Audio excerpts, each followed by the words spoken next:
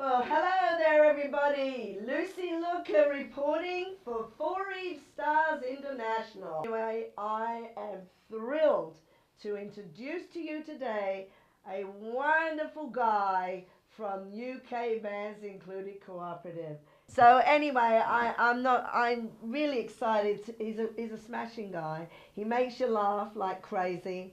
And so I'm looking forward to interviewing Mik today. So tell me, Mik, you know, when did this all begin that you started to be an entrepreneur in the, because I know you are an entrepreneur. He works for himself.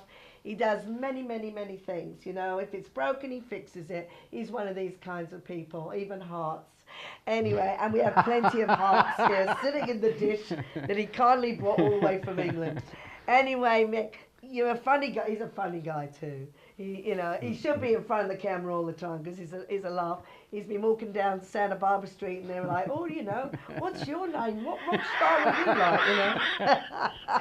like, But he's a wonderful chap. So Mik, what do you go by? Is there another name that you go by, or just Mik, stage, just Mik, everything? Mik or mechanic. I've been doing that for years. So I've been fixing things and making things work, and I've been helping out and learning as I go. It's just a learning curve. The whole thing is a learning curve. So with people coming up to me and says, well, can you do this? And I've never done it before. Then I just say yes, I can do that. Because I'm not frightened of giving it a go. Because you can't not say I can't do this because you've never done it before. There's always a challenge that you can do it. You can raise yourself and bring it up. Raise the bar. You can do it, yeah. Raise the bar. Absolutely. Well, cheers for us. Let's have a little drink here to you, Mik, and that you just keep on micking it. Yeah. Go see Mik. Mik will fix it. So I know that you do a lot of things in the entertainment world. You really support the performers. You do whatever. Yeah. If they need you to carry the equipment, man, you're there. Yeah. If they need you to fix the stage up, Mik's there. And there's a lot of people in the UK, bands included cooperative, our Foreave Stars International, as far as I'm concerned, you're a star just for wanting to be a part of the entertainment field. Yeah. And it's exciting to me because I know that you were born in England, right? Born in but England, your yeah. family heritage, it's a funny thing. I'm going to get him to talk a bit about this because it's hilarious. But your family heritage is like Germany. My father's German, my mother was English. Okay, so yeah. I'm going to get him to tell you this because we had breakfast the other morning. And it was a total laughter. The whole family, all of us were laughing our heads off.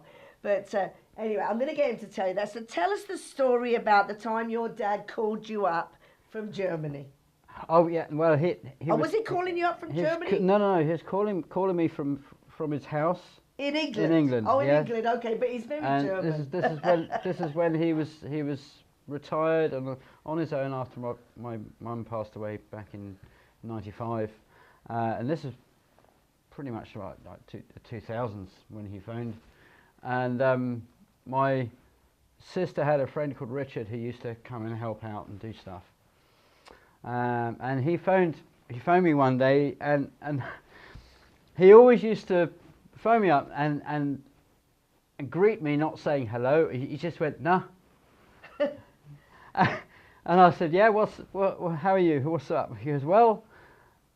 I said, yeah, I'm well. And he said, yeah, you never guess what happened. I said, tell me what happened. He said, well, Richard came and he wrecked the Land Rover. I said, I didn't know he had a Land Rover. He hasn't got a Land Rover. He drives a Ford. He goes, what are you talking about? I said, well, what are you talking about? I said, well, start again. What did Richard do? He said, he came and helped rake the land over. I said, oh, I see. And this sort of thing. Every time so I hear funny. that, it makes me roll up. It's so funny the way he used to pronounce things, and he used to get it completely wrong. He used to hear it English, and he thinks he's speaking English, but his accent was so out there, It was funny. He had a Land Rover. Funny. Really funny. Yeah, it's so hilarious. Oh, so how many in your family then, Mick? I mean, 4 brothers, 1 sister. 4 brothers and Yeah, I'm 1 the youngest sister. of the flock. That's a lot of kids. Youngest of the flock. I'm the baby too in my family. I had 3 brothers and 1 sister. Yeah. And then me. But that's amazing. But so, where were you actually raised in England? You were raised in the south of England, in the county of Dorset. Oh, it's beautiful there. It's a lovely place. Yeah, we used to go there on holidays. Yeah. And the town was called Bournemouth. Oh, Bournemouth, yes. We have relatives in Bournemouth. It's got the best beaches. It has the best beaches. It's just like fine powdered sand, not a stone in sight. And it's got 2 piers. It's got Boscombe Pier and it's got Bournemouth Pier, and they're just great. It's just gorgeous. Yeah. So are you a person that enjoyed going in the water when I you were a lad? love the sea. I love the sea. I couldn't keep it. Yeah, I love the sea. Yeah. It was always, for me, it was always a joy to get down there, even if in the winter time it was nice. Wow. Yeah. So I've heard that you also know a few famous people, folks. Actually helped people within the industry that are famous. And so give us a little bit of a story about any of those. I moved to Sussex back in 2002, and I met Arthur Brown of the crazy world of Arthur Brown, who had a very famous hit called Fire back in 1968, and frightened me when I watched him on TV when I was young. I thought, wow, he's frightening.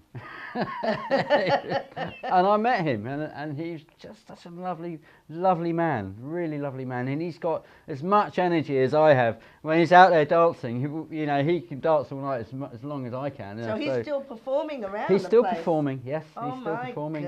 My goodness. So what other kinds of festivals and stuff that have you worked on? In Glastonbury, I've done Glastonbury. There's small festivals I like.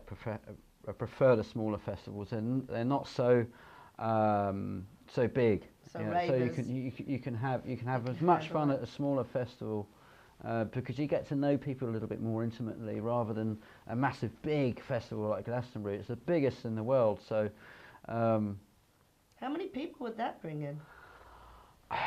Well, the last Glastonbury was not quite as big as the year before because they had the 40th anniversary of the Glastonbury, so that was pretty huge.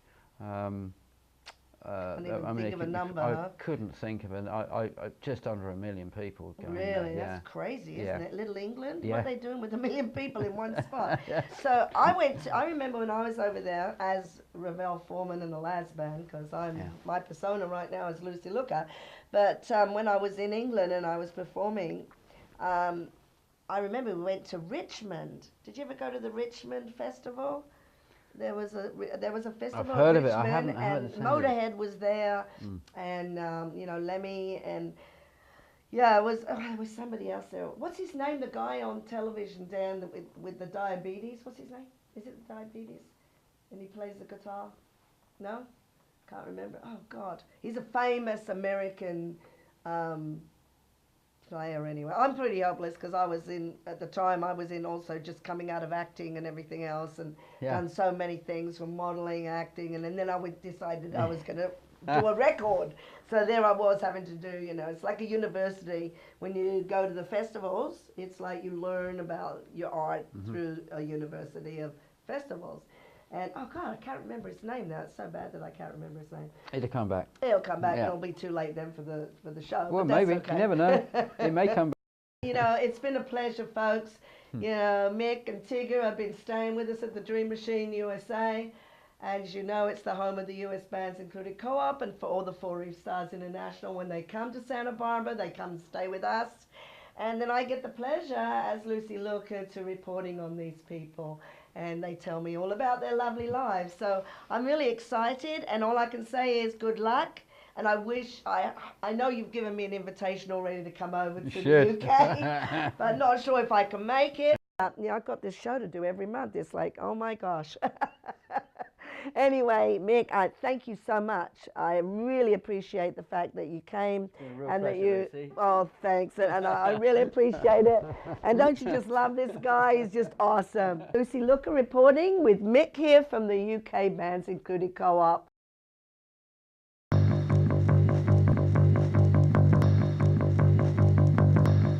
Excited to be here at the Dream Machine USA, the home of the US Bands Included Cooperative. And I'm Lucy Looker, the Foreave Stars International reporter. I report all the stars from all over the co-op, from all over the world. And today I'm very excited because we have someone from the UK Bands Included Cooperative. Yes, Foreave Stars International star, Tracy Savage. Hi, everybody knows her as Tigger. So I will call her Tigger today. I think that's a great name. So how are you doing, Tracy? Tigger? Really good, thanks, Lucy. It's great to be here. Great. So Tigger comes from Brighton, I believe, right? In That's Sussex? right, on the south coast of England, about 80 kilometres from London. Wow. Yeah. So tell us about your career as far as, I know you have lots of careers. I mean, you know, don't we all as entrepreneurs? You know, Lucy Looker here does many things. But I know that in Brighton, you not only sing, she sings at night, she writes songs, she's with bands, but she also, during the day, she works in a toy museum, which must be fascinating. And while she's been traveling around, she's been bringing this bear. It's called Buddy Bear. And it's 70 years of age, which is really exciting. I can't believe the bear has lasted 70 years. I mean, you know, when you think about bears. So anyway, I want to hear everything. She also will explain to us all that you also do other programs. She does a breathing, projection, singing, vocaling, you know, helping people actually find their voice, which is really exciting. So Tracy, tell us about it all from the beginning, you know. Tell us about your life. Okay, from the beginning. Yeah, well, when you started, like, deciding you wanted to be a vocalist, because she plays guitar and sings. Right, okay, yeah. Okay, well, my stepfather used to sing nursery rhymes to me. No, not nursery rhymes. Those songs they sing at bedtime, you know, nighttime, sort of lullabies. There we go. He used to sing lullabies to me when I was quite young, and a lot of them were Irish songs. So I grew up just loving Irish music. So as soon as I was old enough to get served in pubs in England, I was out into the Irish bars, of which there are many in Brighton, and I was getting involved in what they call the sessions, which is where everyone's around the table and you sing a song and you get a pint. So I would kind of get 2 or 3 pints an evening, and I learnt a few songs. I sang generally quite flat. I was quite shy about it, but I really wanted to do it. I had a passion for the music. So that's where it really started.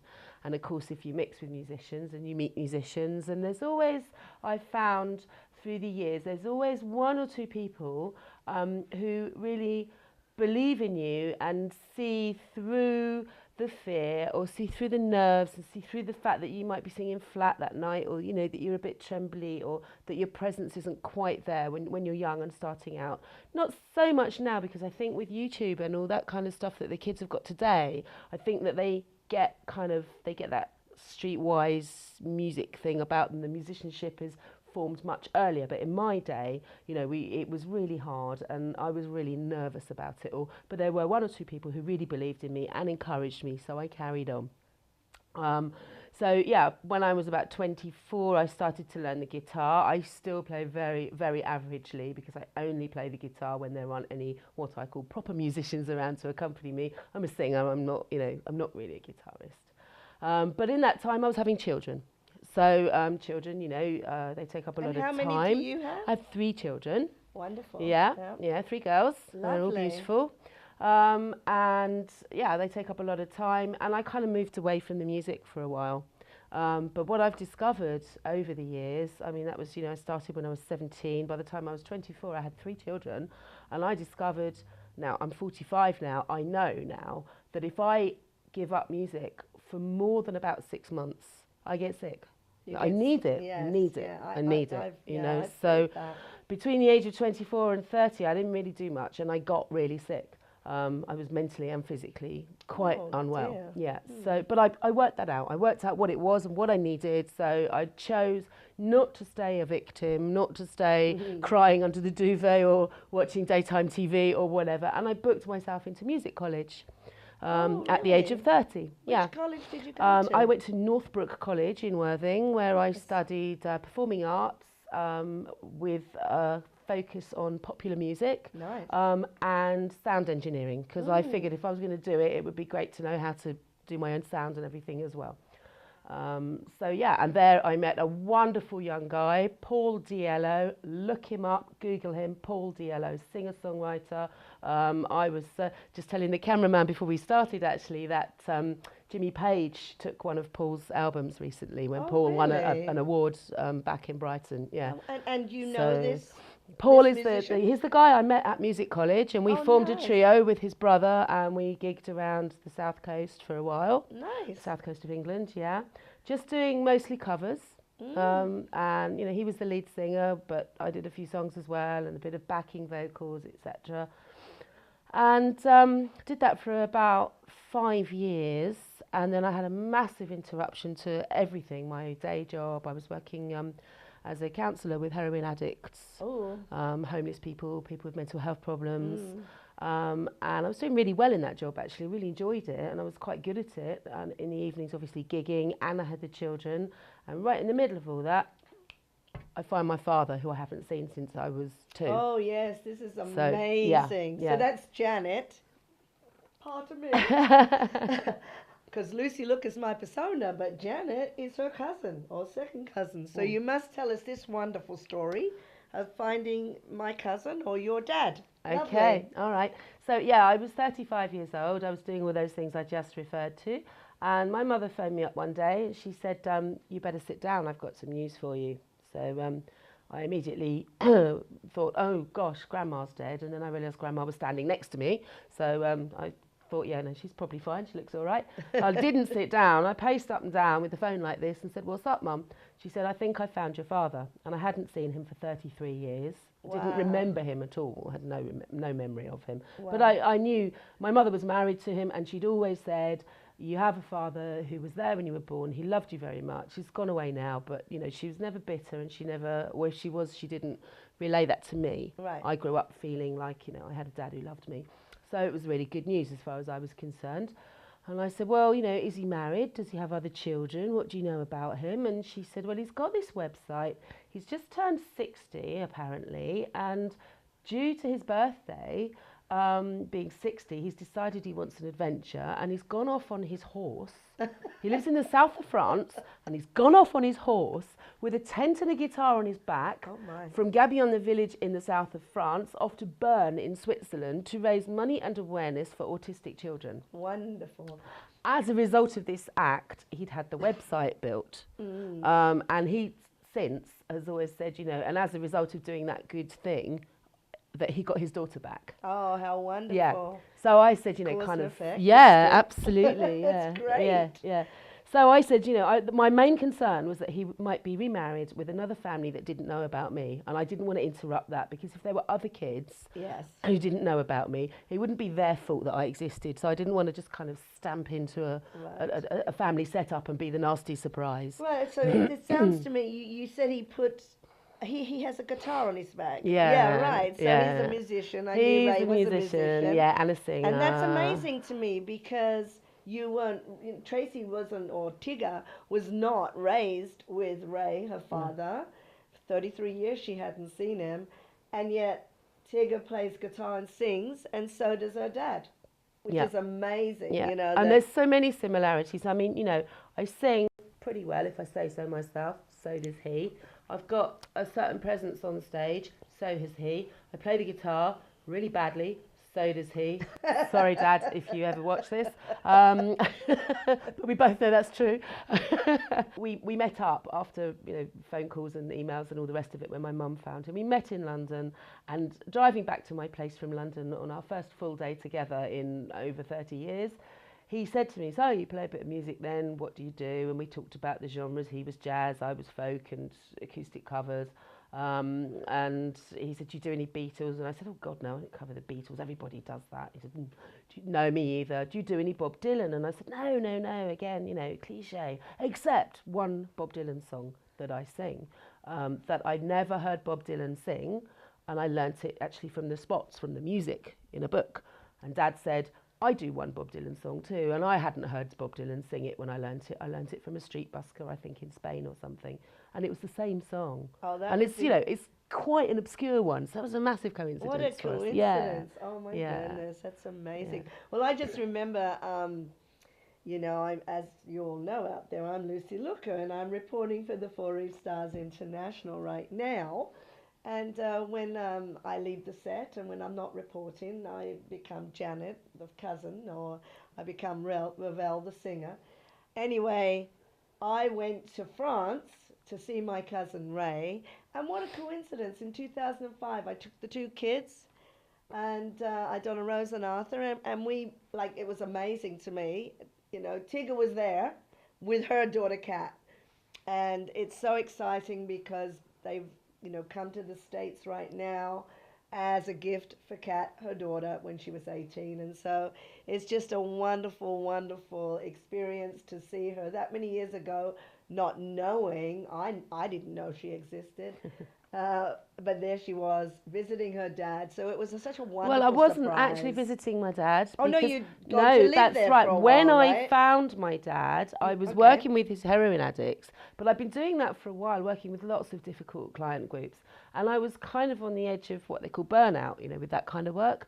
So I was actually looking for, and had found, a beautiful little cottage in the Highlands of Scotland. Oh, and okay. I was planning to move 700 miles north with my guitar to write songs and just to get a bit of peace and quiet and be away from the town and, you know, just have some me time and some downtime. That was my plan.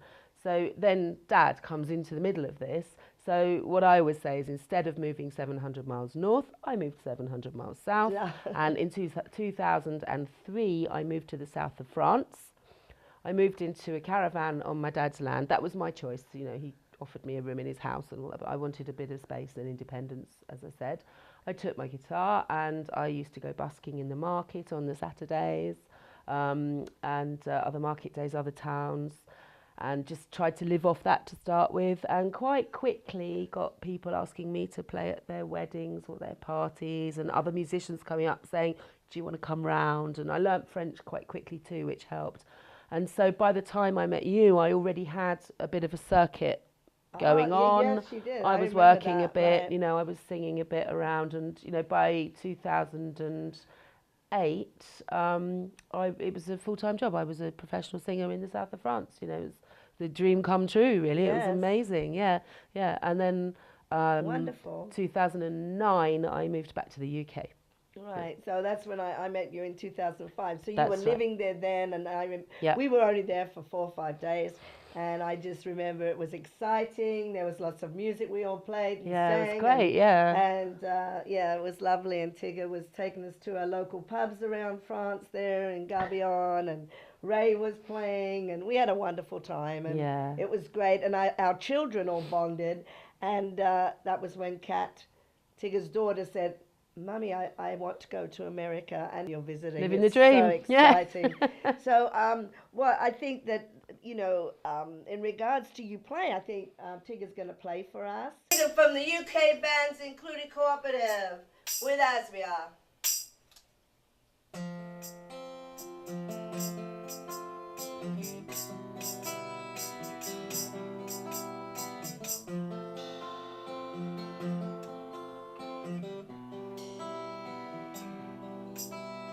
In a field, there stands a scarecrow.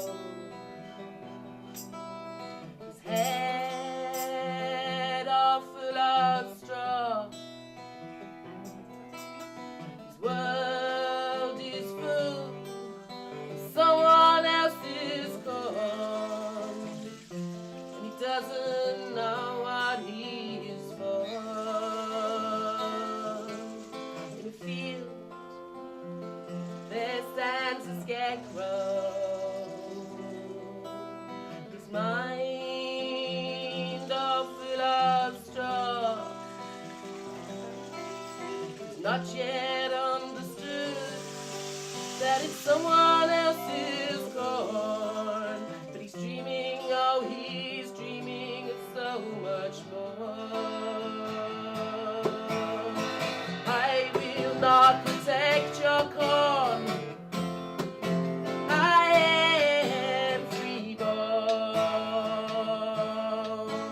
In the field, there stands a scarecrow, and he knows there's so much more. Oh, let the fat black crows eat someone else's corn. And he's waking, oh, he's waking, and he's sure he will protect your corn. We are freeborn. In a field, there stands a straw man, and he listens to the song, not afraid to be a poor man. He gives away the corn. We will share the corn. We are freeborn. In an empty field stands the master of the crow. He's searching for his corn. He's looking for straw men he used to know. They are dancing to their song. We will protect our corn. We are freeborn. We will protect our corn. We are freeborn. We will protect our corn. We are freeborn.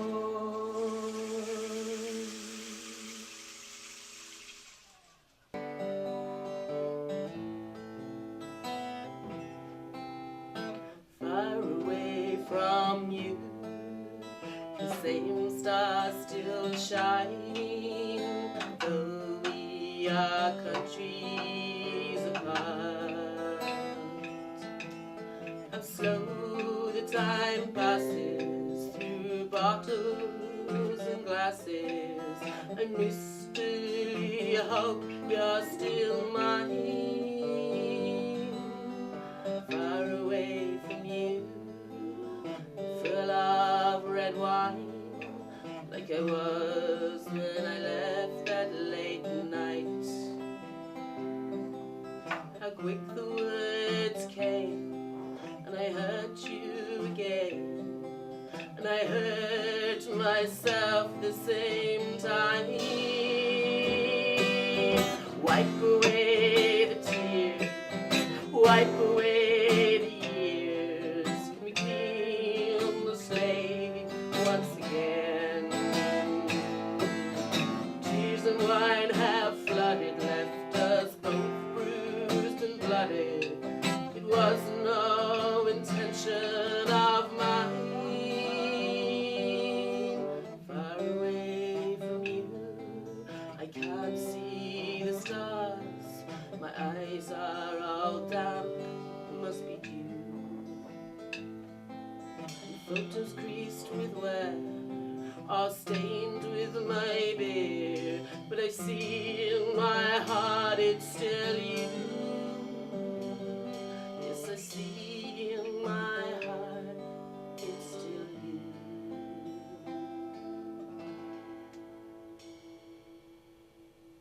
Yay! Dedicated to Ray Everett in the south of France.